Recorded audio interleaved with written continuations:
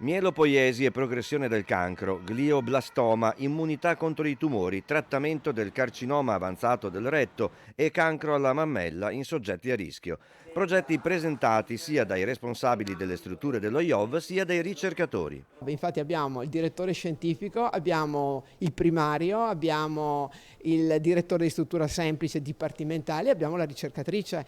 Questo credo che sia un valore aggiunto per una struttura dove i vari livelli di professionalità trovano spazio, possono proporre e vengono riconosciuti. Il futuro in fondo è questo, andare da chi oggi ha le competenze, ha già raggiunto un certo livello, ma soprattutto chi sta iniziando. Dentro i 3 milioni e 400 mila euro di fondi del PNRR, il governo ha inserito anche il progetto della giovane ricercatrice Anna Tosi sul tumore alla mammella triplo negativo, molto aggressivo che colpisce le donne in giovane età. Anche quello della dottoressa Sara Lonardi, operativa anche nella sede di Castelfranco Veneto.